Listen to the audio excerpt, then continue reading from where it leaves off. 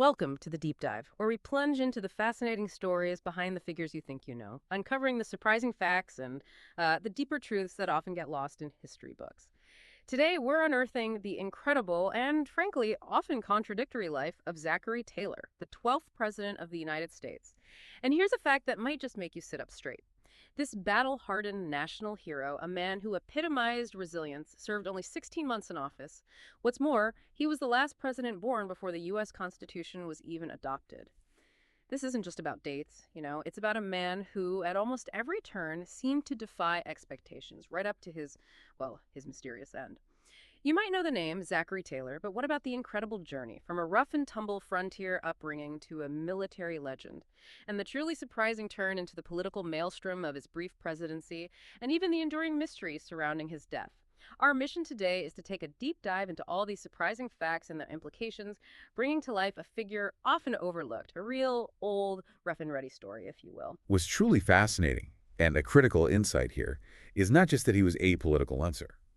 I mean, a career military officer who, astonishingly, never even voted before his own election. That's still amazing to me. It really is. But it's what that meant for his leadership. He ascended to the highest office with a profound disconnection from the political machinery. And then he faced the most divisive issue of his time, slavery, head-on. His vague political beliefs weren't just a personal quirk. They challenged the very foundations of his own party and the nation. It led to this unique, often isolated style of leadership that really defied traditional expectations. It's a testament to how an outsider can be thrust into the political maelstrom, for better or worse, and how the outsider's status can shape a presidency. Absolutely. So our purpose today is to extract the key insights from all our sources about Zachary Taylor's life, his legendary military career, his incredibly tumultuous and brief presidency, and the controversies that followed him even beyond the grave. We want to give you a shortcut to truly understanding this often overlooked figure, seeing him not just as a name, but as a complex man grappling with an equally complex nation on the brink. Okay, let's unpack this incredible journey starting right at the beginning. We'll call this part one. From Virginia planter to military legend, the making of old rough and ready. Zachary Taylor was born November 24, 1784, into a prominent planter family of English ancestry in Orange County, Virginia. Now, even his exact birthplace is a bit of a historical puzzle. Some sources suggest Hareforest Farm, others Montebello. He was the third of 5 surviving sons, and his father, Richard Taylor, was a lieutenant colonel in the American Revolution. What kind of lineage are we talking about here? And how did that privileged background square with his later rough-and-ready image? It's quite a storied lineage, really, and it paints a picture of deep roots in early American society. It's not just about his father, though that's significant, but his mother's side as well. Taylor was a descendant of some truly foundational American figures, including Elder William Brewster, a Pilgrim leader and Mayflower immigrant, and Isaac Allerton, Jr. Through that line, he was actually a second cousin to James Madison, the 4th president. Wow, Madison. Yeah, an intellectual giant of the early republic. And for those keeping track of historical connections, he was also a member of the famous Lee family of Virginia. That made him a third cousin, once removed to Confederate General Robert E. Lee. Huh. Small world. Indeed. His family, seeing opportunity and the promise of land, moved westward to Louisville, Kentucky. His father did very well there, acquiring some 10,000 acres and, importantly, 26 slaves. So despite the rough-and-ready moniker, he came from a very established slave-owning Southern elite. Wow. Imagine growing up in that kind of frontier environment. A prominent family, yes, but right on the edge of expansion. Witnessing such events firsthand.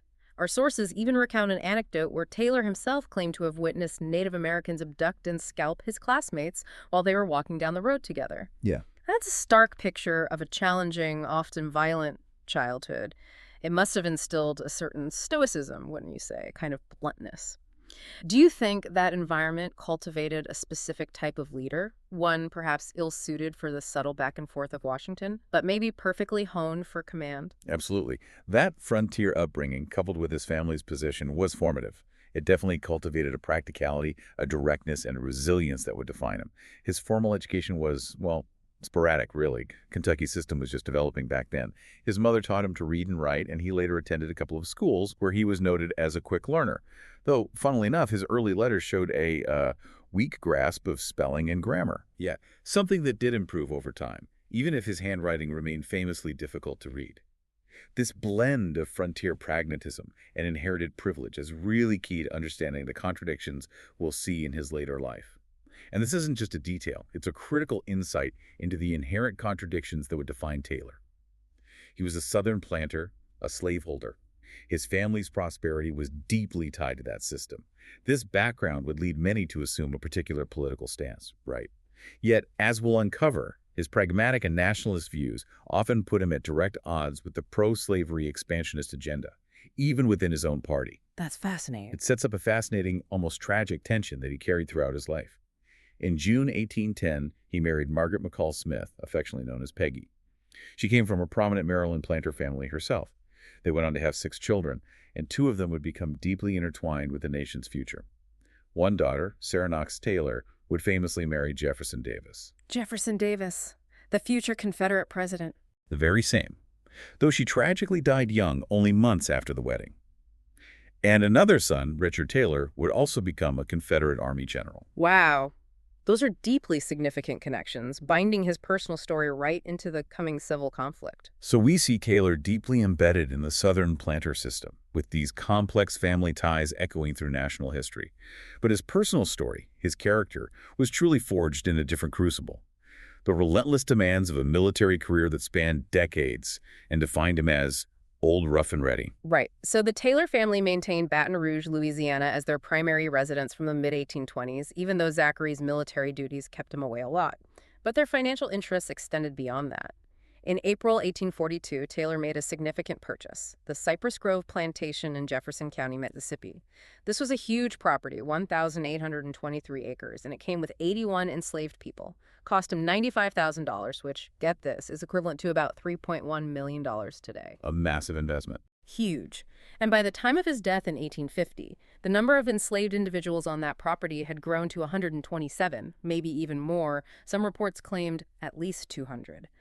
What's interesting, though, is that despite being in one of Mississippi's most productive cotton-growing regions, Cypress Grove actually struggled. Low cotton prices, flooding, pests.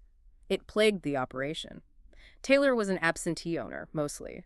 But he did try to make it self-sufficient, even appointed his son Richard as co-manager.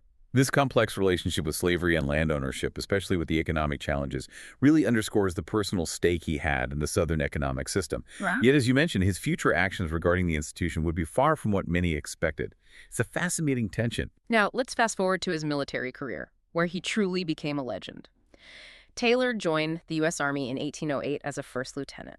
It was a direct response to the Chesapeake Leopard affair, which had sparked calls for war with Britain.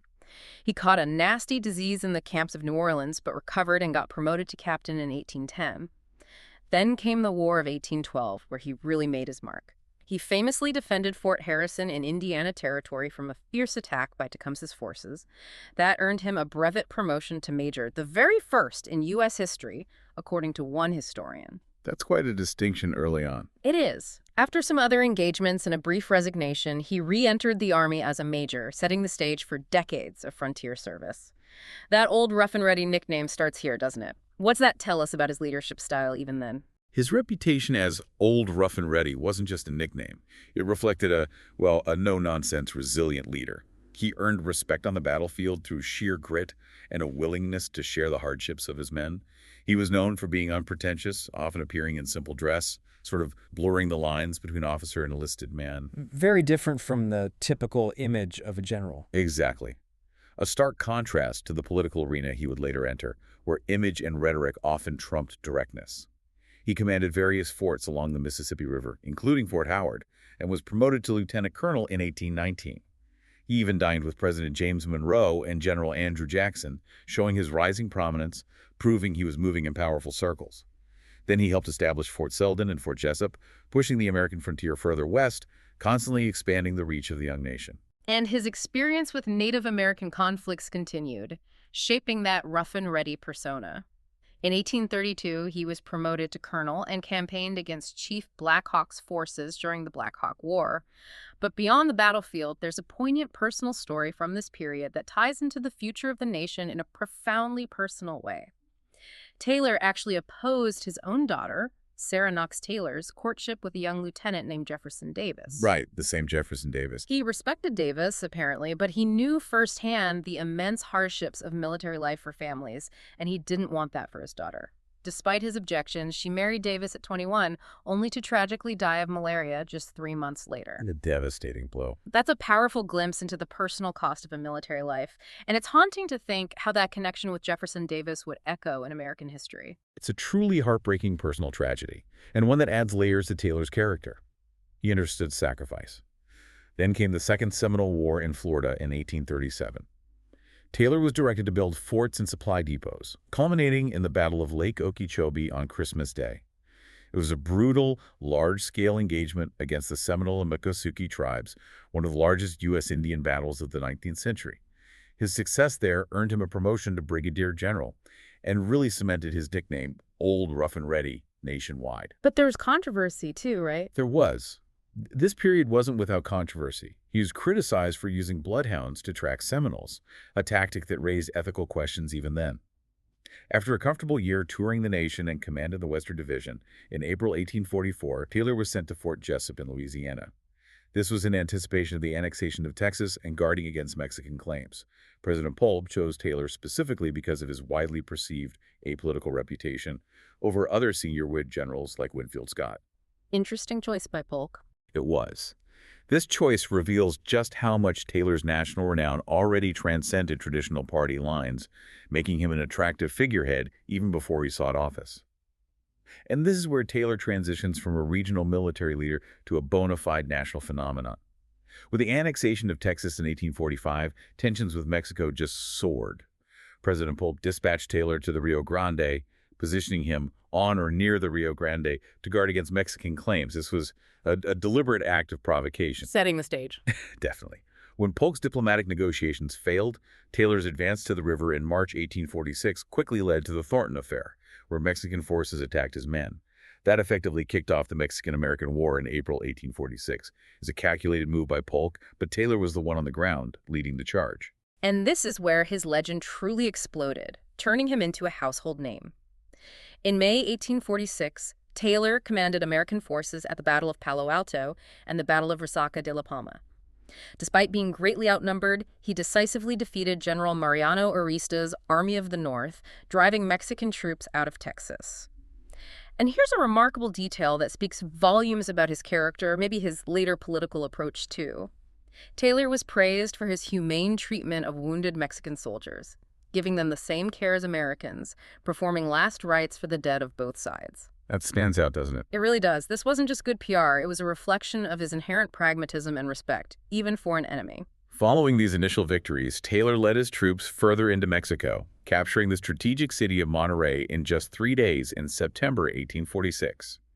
He inflicted heavy casualties on the Mexican forces, though, interestingly, he was criticized by President Polk's administration back in Washington. Criticized. For winning. For offering a liberal truce rather than pushing for a large-scale surrender that could have further humiliated Mexico. The political tensions back home were already brewing, and Polk, hoping to acquire Alta California and New Mexico, shifted many of Taylor's experienced soldiers and much of his artillery to General Winfield Scott's command. That left Taylor with a smaller, less effective force. Mexican General Antonio Lopez de Santa Anna, intercepting a letter from Scott about Taylor's reduced strength, saw an opportunity for a decisive victory. So Santa Anna sees weakness. With a force of 20,000 men, he moved north, intent on destroying Taylor. But Old Rough and Ready lived up to his name. He refused to retreat. He established a strong defensive position near Saltillo, which led to the legendary Battle of Buena Vista in February 1847. Again, Taylor was severely outnumbered, a staggering disadvantage. Yet he inflicted a crushing blow on Santa Anna's forces. American casualties were around 700, while Mexican casualties were over 1,500. It was a huge victory that solidified his status as a national hero and arguably put him on the path to the presidency. How did this particular victory against such odds impact the American psyche? Oh, the impact was immense, host. Buena Vista was a David and Goliath story that resonated deeply across the country. The recognition was immediate and widespread. He received a brevet promotion to Major General and a formal commendation from Congress in May 1846, followed by a full promotion in June. The national press lauded him, comparing him to revered figures like George Washington and Andrew Jackson, both generals who'd become president. That comparison wasn't accidental. Setting the stage for his political future. Precisely. He, in fact, received 3 congressional gold medals for his service in the Mexican-American War. He's the only person to ever receive it 3 times. 3 times? That's incredible. It is. And Ulysses S. Grant, who served under Taylor during the war, he really lauded his leadership. Grant stated, "A better army, man for man, probably never faced an enemy than the one commanded by General Taylor." Grant also noted Taylor's remarkable ability to do the best he could with the means given to him without parading his grievance before the public. These qualities, Grant believed, were more rarely found than genius. It was this blend of decisive action, personal resilience, and apparent lack of political ambition that made him so appealing to a nation weary of partisan squabbling. Right. This is where Taylor's story takes that dramatic turn from military leader to a national phenomenon.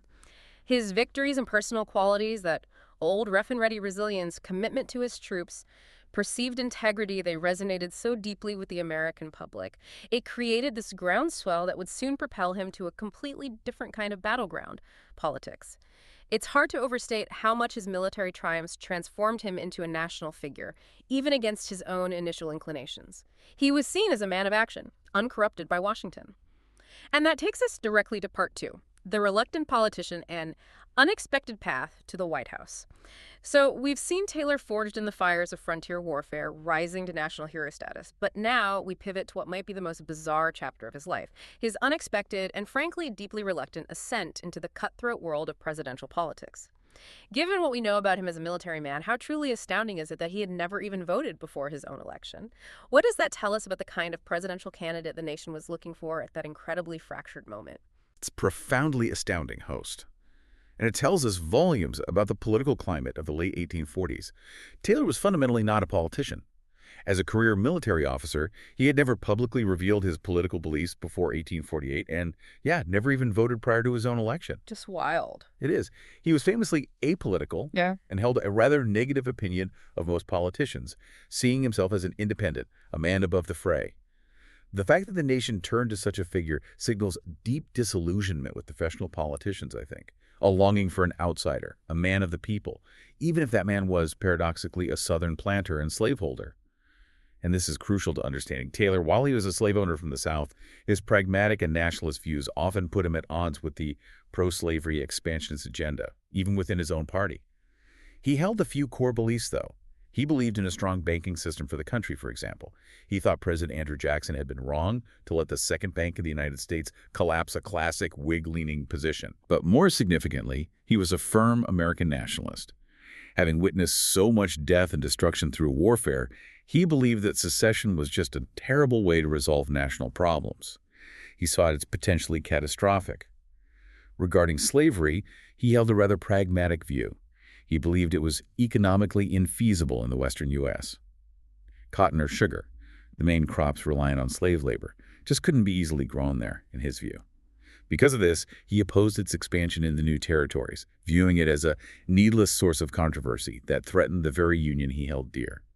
That stance, coming from a Southern slaveholder, must have been explosive. Oh, absolutely. It would prove highly controversial and deeply shape his political trajectory, alienating both sides at different times. So, despite his reluctance, the political buzz around Taylor grew immensely. Even before his victory at Buena Vista, political clubs supporting him for president had started forming.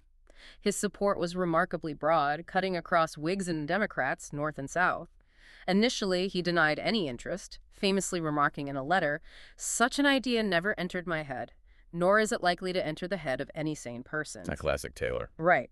But by late 1846, his opposition began to weaken, and his principles started to align more closely with Whig orthodoxy, especially his disdain for President Polk and his policies, which he viewed as too aggressive and expansionist. What was it about him that attracted the Whigs, specifically? Why him? Well, the Whigs were actively looking for another war hero, much like William Henry Harrison, who had won for them in 1840. Ah, the Tippecanoe model. It's exactly. A general who could potentially unite disparate factions and avoid divisive political debates. Taylor began to make some key declarations that nudged him into their camp. He stated he would have voted for the Whig Henry Clay in 1844 if he'd voted at all, which was a clear signal. And in a widely publicized letter in September 1847, he clarified some positions, didn't favor a national bank, supported a low tariff primarily for revenue, not protectionism.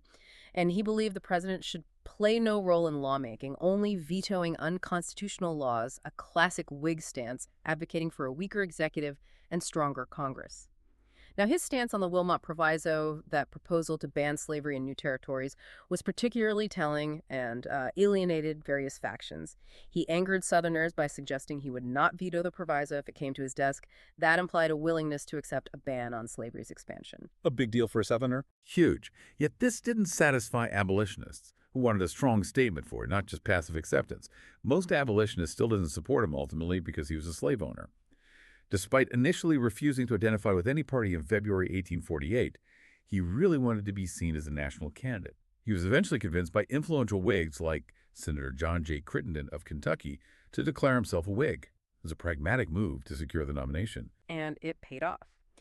At the 1848 Whig National Convention, Taylor, the military man with these, vague political leanings, defeated seasoned politicians like Winfield Scott and the venerable Henry Clay for the nomination. To balance the ticket and appease Northern Whigs, who were less than thrilled about a Southern slave owner as their nominee, Millard Fillmore, a prominent New York Whig, was chosen as his vice president. But it was clear from the start that, as one historian put it, no faction of the party was satisfied with the final ticket, highlighting the deep divisions Taylor was already navigating even before taking office. For a man so disinterested in politics, his nomination came with a truly bizarre, almost unbelievable anecdote that perfectly captures his old, rough-and-ready persona. Our sources reveal that when the letters announcing his presidential nomination arrived, he didn't even respond.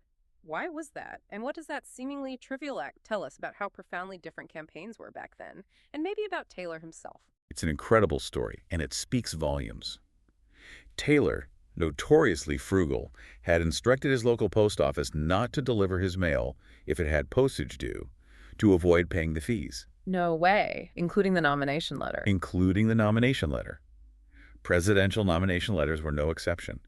This wasn't just a quirky anecdote. It reinforced his image as a common man, uninterested in the trappings of political ambition. He largely minimized his role in the campaign, did little active campaigning himself, and in a final twist of irony for a presidential candidate, he may not have even voted in the election himself. It's amazing. This detachment from the political process, while endearing to some, also meant he was coming into the presidency with very little practical experience in political negotiation and compromise, which would definitely prove challenging. The Democrats, too, were deeply divided in 1848, which further cleared Taylor's path.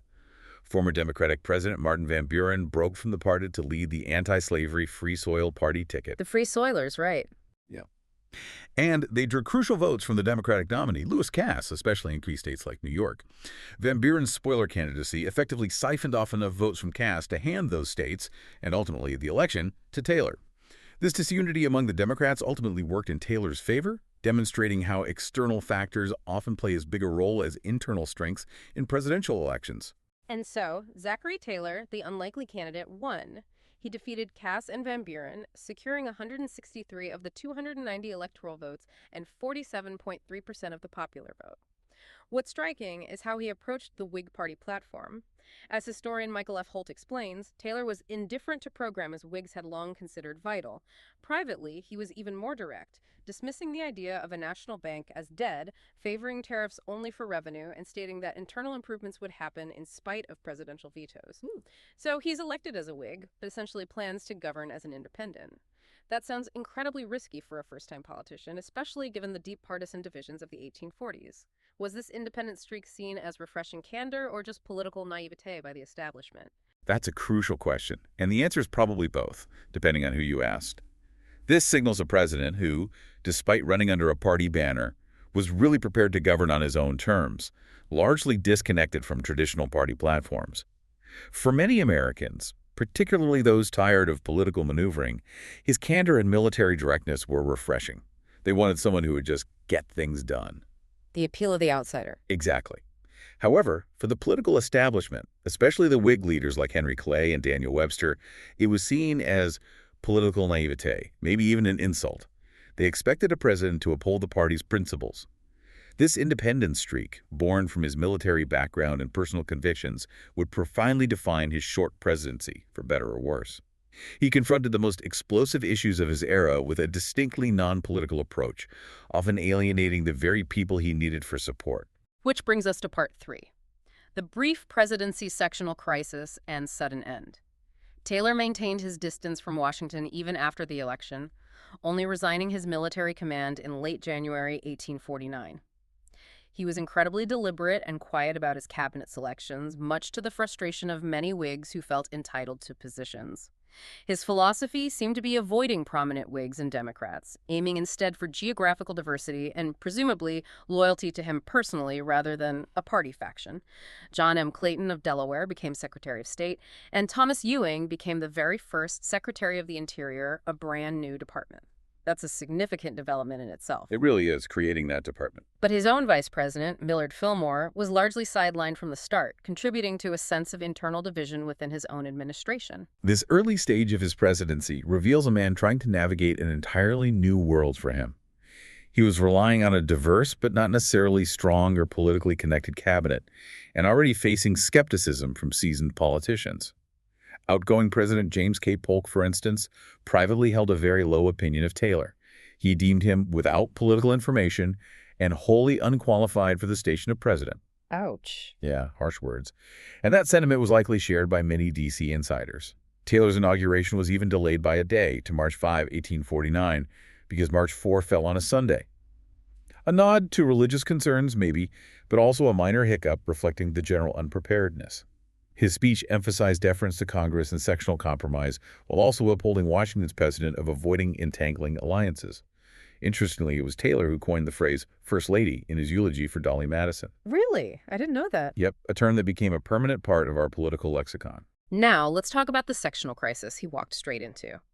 As Taylor took office, Congress faced a battery of critical questions related to the Mexican cession, those vast new territories acquired after the Mexican-American War. The central issue, of course, was whether these areas would become states or territories, and, crucially, their status regarding slavery. Southerners threatened secession if California, New Mexico, and Utah were to enter the Union as free states. What were the specific flashpoints that elevated this crisis to such a dangerous level? How did they directly challenge the fragile unity of the nation? The stakes were incredibly high, host, and it was a confluence of several explosive issues heating up simultaneously. Firstly, Northerners were increasingly aiding fugitive slaves and refusing to enforce the Fugitive Slave Act of 1793. This infuriated the South, who saw it as a violation of their property rights in federal law. A direct challenge. Absolutely. Secondly, there were growing demands from Northerners to abolish the domestic slave trade in Washington, D.C. Southerners viewed this as an attack on slavery itself, even symbolically, right there in the nation's capital. And adding to this powder keg, Texas claimed a large swath of eastern New Mexico and threatened military action to enforce its territorial claims. That would have meant more land potentially open to slavery. It was a powder keg. And Taylor, a Southern slave owner himself, had a surprising approach that defied expectations. Despite his background, Taylor was a staunch nationalist above all else, it seems. He believed that slavery was economically infeasible in the arid Mexican cession, where cotton and sugar couldn't be easily grown. Therefore, he opposed its expansion there, seeing it as a needless source of controversy that threatened the very union he held sacred. So pragmatism again. Mostly, yes. Yep. His primary goal was sectional peace and preserving the Union through swift legislative action. In a move that truly surprised and angered many Southerners, he sided increasingly with anti-slavery Northerners, like Senator William H. Seward of New York. He even suggested he would sign the Wilmot Proviso, aiming to ban slavery in federal territories if it reached his desk. That must have sent shockwaves through the South. It did. Yeah. This was not the position many expected from him, particularly from a man who personally owned over 100 slaves. It's a testament to his military pragmatism, trumping traditional sectional loyalty, perhaps. And Taylor had a very direct, almost military-style plan for this. His strategy was to bypass the territorial stage entirely for California and New Mexico, pushing them directly to statehood. For California, the timing was perfect due to the ongoing gold rush, which was rapidly increasing the population. He dispatched Representative Thomas Butler King to California to advocate for statehood, knowing full well that Californians, with their diverse population, would adopt an anti-slavery constitution. And by October 1849, a constitutional convention was indeed underway, and they unanimously agreed to ban slavery and join the Union. This seems like a clever maneuver, almost circumventing Congress, doesn't it? It was bold, certainly, trying to force the issue. For the New Mexico-Texas border dispute, Texas claimed a swath of land north of Santa Fe, intensifying the conflict. Taylor sided firmly with New Mexico's claim. He initially pushed for federal territory status and then quickly pivoted to statehood to further reduce the congressional debate over slavery. When Texas Governor Bell ramped up military action, threatening to seize the land, Taylor remained firm, and Bell's efforts were ultimately unsuccessful. As for the Utah Territory, the Latter-day Saints had established a provisional state of Deseret, but it had little hope of congressional recognition. Taylor, ever the pragmatist, organized it as the Utah Territory, promising the Mormons relative independence from Congress to preserve their religious freedom, effectively pushing another hot potato towards resolution. In December 1849, Taylor delivered his only State of the Union report to Congress. While he touched on international events and tariff policy, the sectional crisis overshadowed everything. He recommended that Congress approve California's and New Mexico's statehood as written, effectively presenting them as a fait accompli. And he urged them to abstain from the introduction of those exciting topics of a sectional character. He concluded with a sharp condemnation of secessionists, making it clear he viewed threats to the Union with military seriousness. Strong words. Did they work? Not really. His strong words had little effect.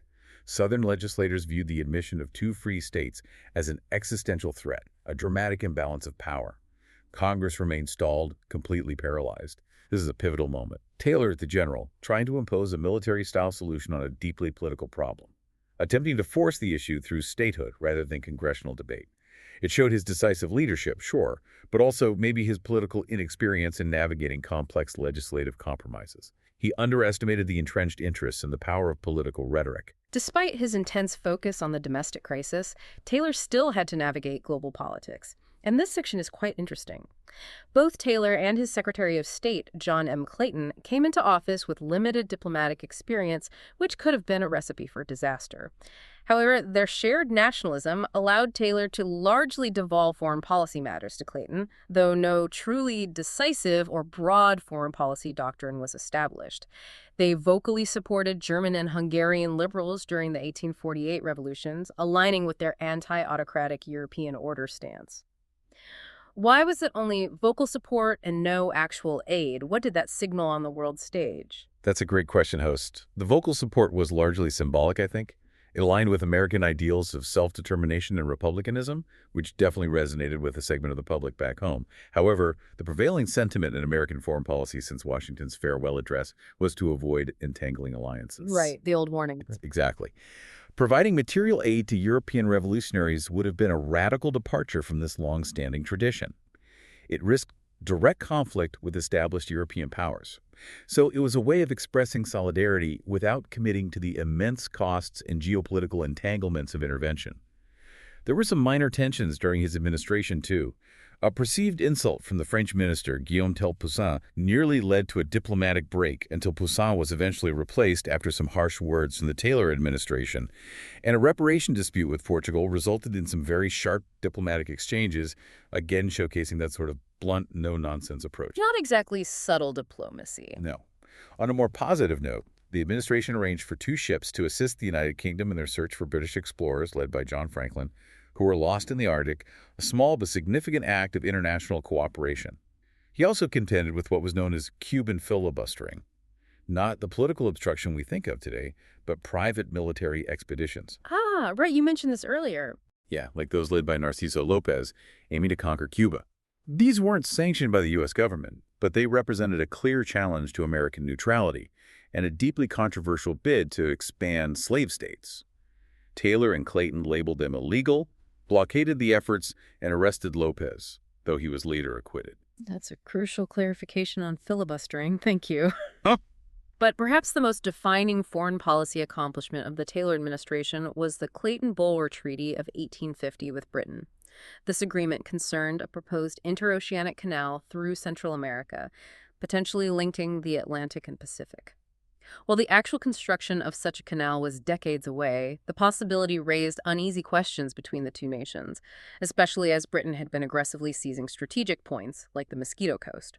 What was the long-term significance of this treaty beyond its immediate provisions? What did it mean for U.S. foreign policy and Anglo-American relations moving forward? The Clayton-Bulwer Treaty wasn't just some dry diplomatic agreement. It was actually a pretty visionary piece of diplomacy. It recognized the strategic importance of an interoceanic canal decades before its construction. At a time when both the U.S. and Britain were jockeying for influence in Central America, this treaty laid down a precedent of mutual non-exclusivity. Meaning? It essentially said, neither of us will control this vital trade artery alone. This commitment to a shared future, rather than unilateral control, marked a significant departure from pure manifest destiny, which often implied U.S. dominance. It really set the stage for later international cooperation on the Panama Canal. It promoted an Anglo-American alliance, diffusing a potential flashpoint. That's pretty impressive for such a short presidency. It is. It's truly impressive that a president so consumed by domestic crisis could still leave such a forward-thinking international legacy, shaping global trade routes for generations. Its completion was actually Taylor's very last action as president, a quiet but profound achievement. As the sectional crisis deepened, and with Taylor's statehood plan stalled, Henry Clay stepped back into the spotlight. He developed his landmark proposal known as the Compromise of 1850. It was an omnibus bill, a package deal that included California statehood as a free state, other territories remaining under federal jurisdiction, including disputed New Mexico, with Texas reimbursed for its claims. Also, slavery retained in Washington, D.C., but the slave trade banned there, and importantly, a strict fugitive slave law enacted. However, Taylor maintained his distance from Clay and actively opposed this omnibus bill. He still believed in his own statehood plan and was wary of radicals on both sides. This sounds like a recipe for disaster in Congress. It absolutely was. All right. This led directly to Taylor's growing political isolation. Southerners disapproved of his preference for free states in the Mexican Cession, seeing it as a betrayal from one of their own. Understandable from their perspective. Right. At the same time, Northerners disapproved of his opposition to Clay's compromise agenda, which many saw as the only viable path to avoid disunion. As a result, Congress increasingly ignored him. Tensions escalated dramatically. Taylor threatened to lead troops into New Mexico himself to protect its border from Texas. He stated he would hang rebels with less reluctance than he had hanged deserters and spies in Mexico. Wow, strong language, military language. Very. His close advisors, including Southern Whigs Robert Toombs and Alexander Stephens, were appalled. They warned him that such fiery rhetoric would drive Southerners out of the Whig Party entirely. He was a general, prepared to use force in a political situation that really demanded negotiation and compromise. And as if the sectional crisis wasn't enough, Taylor's final days were completely overshadowed by a major scandal known as the Galphin Affair. Before joining the cabinet, Secretary of War George W. Crawford had been a lawyer involved in a 15-year legal case. He represented the descendants of a colonial trader, George Galphin. Galphin was owed a debt by the British Crown, which the federal government had assumed. After years of litigation, Galphin's heirs had only received the principal, not the interest, from the previous Polk administration. Beyond just undermining his authority, how badly did this particular scandal erode public trust? What did it signal about Taylor's grasp on the reins of power during such a volatile period? It was devastating, host, for multiple reasons. The scandalous part came in April 1850, when Treasury Secretary Meredith, with the support of Attorney General Johnson, finally approved the interest payment. But this payment included a huge legal compensation fee, nearly $100,000, going directly to Crawford himself. To the Secretary of War. Exactly. Imagine that. Two cabinet members effectively signing off on a massive payment from the public treasury to another cabinet member, a huge conflict of interest. A House investigation ultimately cleared Crawford of actual legal wrongdoing, but expressed strong disapproval of him accepting the payment while in office. Taylor, who was already sketching a cabinet reorganization in frustration, now faced an unfolding scandal that completely undermined his authority. The House of Representatives even voted to censure Taylor, and newspapers from both parties began calling for his impeachment. Impeachment calls. Yeah. Already. Yes. The Galphin affair, coming at a time of intense sectional division, just completely crippled Taylor's political standing. It made him seem either complicit or utterly out of touch. It's a stark reminder of how quickly political fortunes can turn, even for a national hero. And here's where Zachary Taylor's story takes its most dramatic and mysterious turn: his sudden death. On July 4, 1850, Taylor reportedly consumed copious amounts of cherries and iced milk while attending holiday celebrations at the Washington Monument, which was then under construction. A seemingly innocent summer treat, right? But one that would soon lead to a tragic outcome. Over the next several days, he became severely ill with an unknown digestive ailment. While initially seeming mild, his condition rapidly worsened. It resembled acute gastroenteritis. His army physician diagnosed the illness as cholera morbus. Now, that was a chum in the mid-19th century that covered various intestinal ailments like diarrhea and dysentery. It wasn't necessarily related to the more severe Asiatic cholera, though Asiatic cholera was prevalent in Washington, D.C. at the time due to unsanitary conditions, open sewers, that sort of thing. Okay, so cholera morbus was a bit vague. It was. What's concerning, though, is how his doctors treated him. They used what we now know were incredibly aggressive and likely harmful methods. We're talking ipecac, calomel, opium, and quinine at a staggering 40 grains per dose. That's about 2.6 grams. And they also bled and blistered him. Bleeding and blistering, still. Oh, yes. These were common but brutal treatments of the era, and they almost certainly worsened his condition significantly. His condition became dire, and on July 8, Taylor remarked to a medical attendant chillingly, "I should not be surprised if this were to terminate in my death." He continued, "I did not expect to encounter what has beset me since my elevation to the presidency. God knows I have endeavored to fulfill what I conceive to be an honest duty, but I have been mistaken. My motives have been misconstrued, and my feelings most grossly outraged." Wow. Powerful last words. Aren't they? He died at 10:35 p.m. on July 9, 1850, at the age of 65, just 16 months into his term. Vice President Millard Fillmore immediately assumed the presidency and soon after signed the Compromise of 1850. This is a dramatic and tragic end to a short presidency, made even more intriguing by the circumstances. His last words reveal a man who felt deeply misunderstood, maybe overwhelmed by the political battles. How quickly did the rumors of foul play begin, and what did that reveal about the intense political suspicion of that era? Almost immediately after his death, rumors began to circulate that Taylor had been poisoned. Some suspected pro-slavery Southerners who felt betrayed by his stance on expansion. Others even blamed Catholics, which speaks to the deep-seated nativist prejudices of the time. Poison theories right away. Right away. And these theories persisted for a very long time, even into the 21st century. President Fillmore himself received a letter alleging a Jesuit lay official had poisoned Taylor, showing how pervasive and seriously these claims were taken, at least by some.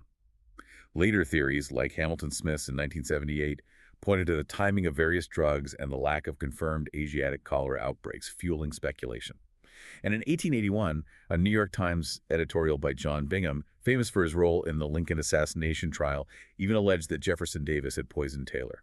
Davis again. That's a shocking accusation, given their personal history. Extremely shocking. The very persistence of these rumors speaks volumes about the intense political climate and the deep-seated distrust that permeated the country on the eve of the Civil War. With all these persistent rumors swirling for over a century, a former professor named Clara Rising in the late 1980s persuaded Taylor's closest living relative to agree to an exhumation. So in June 1991, nearly 141 years after his death, Taylor's remains were exhumed and transported to the office of the Kentucky Chief Medical Examiner. Samples of hair, fingernail, and other tissues were removed, and extensive radiological studies were conducted. This was a truly unprecedented step to resolve a historical mystery. And the scientific findings from neutron activation analysis conducted at Oak Ridge National Laboratory were definitive. They revealed absolutely no evidence of poisoning. The arsenic levels found were several hundred times lower than necessary to cause death, completely debunking the assassination theories. So science settled it. Pretty much. The overwhelming conclusion from this analysis was that Taylor had contracted cholera morbus, or acute gastroenteritis. Most likely from contaminated food or drink, a plausible scenario given Washington, D.C.'s primitive open sewers at the time. Furthermore, the aggressive treatments administered by his doctors, ipecac, calomel, opium, quinine, bleeding, and blistering, were almost certainly detrimental. They likely worsened his condition, if not outright contributed to his demise. So the cure might have been worse than the disease. Quite possibly. While science has largely debunked the assassination theories, the fact that they persisted for so long and that his doctor's cures were so harsh really makes you wonder about the state of medical knowledge and political suspicion in that era. Was it a natural death, exacerbated by poor medicine? Or was there more to the historical speculation that fueled such long-lasting theories rooted in the very real tensions of a divided nation? Something to think about. Now let's turn to part 4, legacy and remembrance. Given his incredibly short tenure, just 16 months, Zachary Taylor is generally not considered to have strongly influenced the office of the presidency or the nation in a lasting way. He's often ranked in the bottom quartile of U.S. presidents, with historians describing him as more a forgettable president than a failed one, largely due to his political inexperience at a time that demanded deep ties with political operatives. Why is he considered so forgettable, especially given his military hero status and his direct, if controversial, stance on slavery's expansion? That's a perceptive question. Taylor's brevity in office certainly affects his historical standing.